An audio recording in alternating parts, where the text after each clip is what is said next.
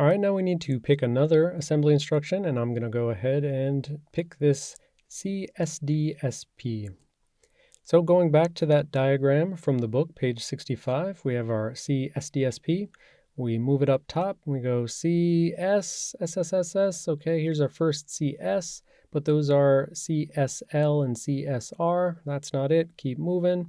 We've got C, nothing, so we can choose that path because CF is not right. C, nothing, S, W, oh, no, that's not what we want.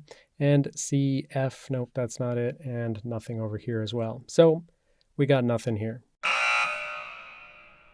So there's actually a different diagram elsewhere in the book for the RV64C. So instructions that are specifically only valid when you have 64-bit compressed things. So CSDSP, move up here, check adds, nope. CS, nope. C underscore for nothing, S for store, D for double word, SD, and SP using stack pointer. Check. That is what we want. So CSDSP is compressed store double word using stack pointer. All right, so that is going to then expand out to just a store double word. So we have the notion already. We've covered the assembly instruction store double word. We know that that's a 64-bit thing for storing 64-bit values into memory, and it is read like all stores from left to right. So it takes this 64-bit value and stores it out to memory specified by stack pointer plus 8, and then go to that as an address and store it into memory. So SDSP is somehow just specifically using the stack pointer as its destination. So looking at this, SDSP is compressed store double word using stack pointer. We've got an RS2, that's our source 2, the source 1 being this SP. It's always hard-coded to be SP.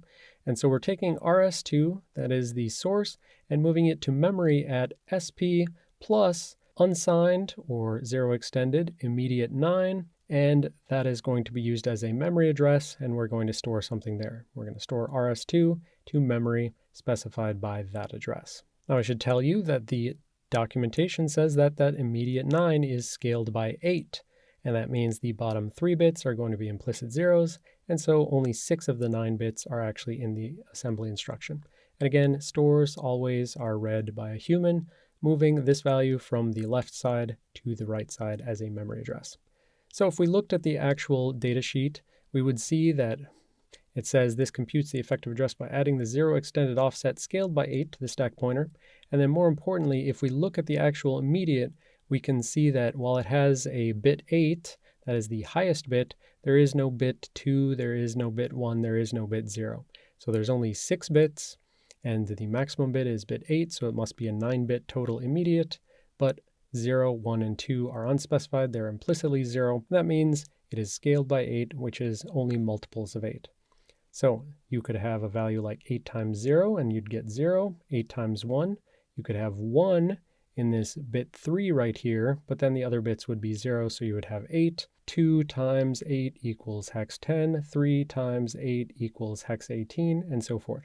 So just multiples of 8. So in general, anytime you're looking at the actual definitions in the datasheet, you can just kind of look at like what is the least significant bit specified. So here for this thing, the least significant bit is 2, which means 1 and 0 are 0. Here the least significant bit thing is 4, which means it's got the bottom 4 bits are all 0. So this means this one must be scaled by 16, this one must be scaled by 4. Even before we actually look at the definitions, we can figure that out just by this encoding format that they use to talk about how the immediate is encoded. But there is an interesting question here, and that is, why is CSDSP even needed?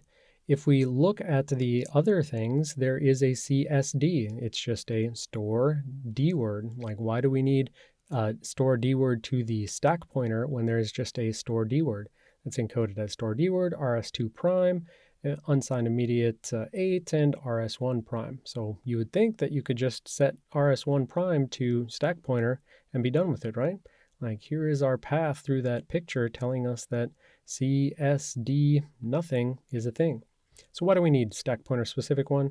Well, the answer is because when we look at those encodings and we see that, it's only 16 bits total, which means there's not much space, we see that registers like RS1 prime and RS2 prime, they only actually have 3 bits to encode a particular register, and that's why they have been restricted to only a subset of the registers, specifically x8, x9, x10, x11, all the way through x15. So basically, in the assembly instructions, you only get 3 bits to say where it's going to go, and that means this form is not even capable of specifying the stack pointer.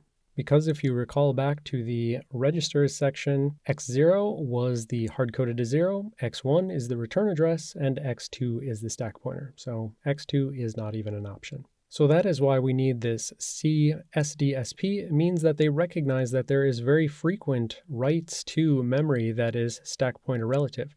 Things like that storing of the frame pointer, for instance, that we know is going to occur.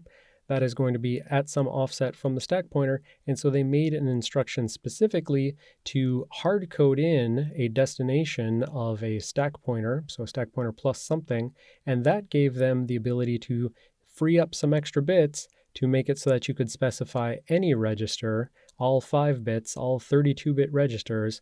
Any register can now be stored to a stack pointer relative thing by creating this special instruction that is stack pointer specific. And with that, we've figured out what's going on with this compressed store D word to a stack pointer relative address. So here it is store S0, which we know is the frame pointer, to SP plus 8. And it just is that you have to use the SDSP instead of SD for doing this to the stack pointer register.